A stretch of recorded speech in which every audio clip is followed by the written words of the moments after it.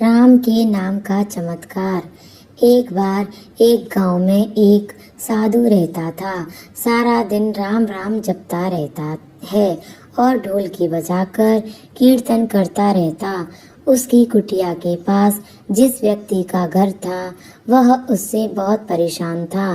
एक दिन वह व्यक्ति गुस्से में उस साधु की कुटिया पर चला गया और कहने लगा कि तुम क्या दिन रात राम राम रटते रहते हो। तुम्हें तो कोई काम धंधा नहीं है, हमें तो कमाने जाना पड़ता है। तुम्हारी ढोलकी की आवाज से मैं सो नहीं पाता। साधु कहने लगा, तुम भी मेरे साथ राम राम जप के देखो, अब तुम्हें पता चलेगा कितना आनंद आता है। वह व्यक्ति ने थोड़ा खींचकर कहा, अगर मैं तुम्हारे साथ राम राम जपता हूँ तो क्या तुम्हारा राम मुझे खाने के लिए रोटी देगा? साधु कहने लगा कि मुझे तो राम नाम की लगन लगी है। मुझे तो राम जी की कृपा से हर रोज भोजन मिल जाता है।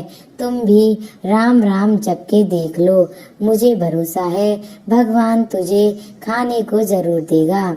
वह आदमी उस साधु को चुनौती देता है कि मैं तुम्हारे साथ आज राम राम का भजन करता हूँ। अगर तुम्हारे राम ने आज मुझे रोटी खिला दी, सारी उम्र राम की भक्ति में लगा दूंगा। अगर नहीं खिलाई तो तुम ढोलकी बजाना बंद कर दोगे। साधु कहता है कि मैंने तो निष्काम भाव से प्रभु राम की भक्ति की है, लेकिन फिर भी मुझे तुम्हारी चुनौती मंजूर है। वह व्यक्ति साधु के साथ बैठकर राम नाम का जाप करता है और मन में मनुष्य करता है कि चाहे कुछ हो जाए मैं आज भोजन नहीं करूँगा।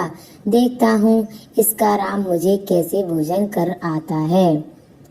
राम राम का भजन करने के बाद वह सोचता है कि अगर अब मैं घर जाता हूँ तो मेरी माँ और बीबी मुझे खाने को कहेंगे और मुझे रोटी खानी पड़ सकती है, लेकिन मुझे साधु को चुनौती में हराना है।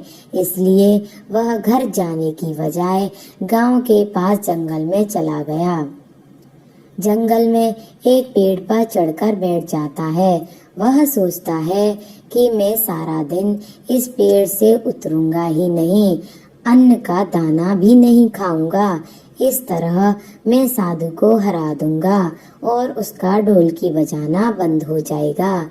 कुछ देर बाद उस जंगल से एक बंजारों की टोली गुजरती है। उन्हें भूख लगी होती है तो बंजारों का सरदार कहता है कि आग जलाकर यहीं पर खाना बना लो, अब खाना खाकर ही आगे बढ़ेंगे। खाना बनाकर तैयार हो जाता है। बंजारे खाना खाने ही वाले होते हैं। इतनी देर में बंजारों को सूचना मिलती है कि पीछे से डाकू आ रहे हैं। तो बंजारों का सरदार कहता है कि हमें यहाँ से चले जाना चाहिए, डाकू हमारा सब कुछ लूट सकते हैं। वे बंजारे खाना वहीं छोड़कर चले जाते हैं। वह आदमी पेड़ पर चढ़ा सब कुछ देख रहा था। कुछ समय बाद डाकू वहां पहुंच जाते हैं। उनको देखकर डाकू कहते हैं कि खुशबू तो बड़ी अच्छी आ रही है, लेकिन वह यह भजन किसने फिर बनाया? बनाने की बात खाया क्यों नहीं? कहीं किसी की चाल तो नहीं हमें फंसाने की? हो सकती है इस भोजन में जहर भी हो सकता है। उसी समय डाकुओं के सरदार की नजर उस व्यक्ति पर पड़ी। वह उसे नीचे आने का आदेश देते हैं। डाकू उस व्यक्ति से पूछते हैं, हमें मारने के लिए क्या तुमने भोजन बनाया है? वह बेचारा मिन्नतें करता रहता है कि मैंने यह भोजन नहीं बनाया। इसमें जहर नहीं है, यह भोजन बंजारों ने बनाया है। आपके आने की खबर सुनकर वह यहाँ से भाग गए, लेकिन डाकुओं के आगे उसकी एक नहीं चलती। डाकू कहते हैं कि अब तुम्हें यह भोजन खाकर दिखाना पड़ेगा, क्योंकि हमें लगता है कि तुमने ही यह भोजन बनाया है और इसमें जहर मिलाया है। अब तुम ही सबसे पहले यह भोजन खाओगे। वह जिद पर अड़ा रहता है, मैं यह भोजन नहीं खाऊंगा, किसी कीमत पर नहीं खाऊंगा। डाकुओं का शक और गहरा हो जाता है। वह बंदूक की नोक उसके सिर पर रखकर कहते हैं, तुझे यह भोजन खाना पड़ेगा, नहीं तो गोली खानी पड़ेगी।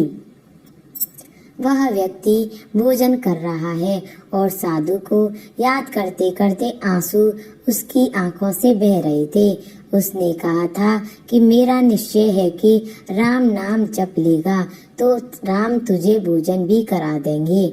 उसके भोजन करने के बाद डाकुओं ने उसे छोड़ दिया। उसे विश्वास हो गया कि बंजारों को और डाकुओं को राम जी ने ही भेजा है। वह सीधा साधु की कुटिया में चला गया और जाकर उनके चरणों में प्रणाम किया और उन्हें सारा वृतांत सुनाया। और साधु ने भी ज्यादा उसे राम नाम की लगन लग गई। उसने अपना पूरा जीवन राम जी को समर्पित कर दिया। यह कहानी अच्छी लगे तो लाइक, शेयर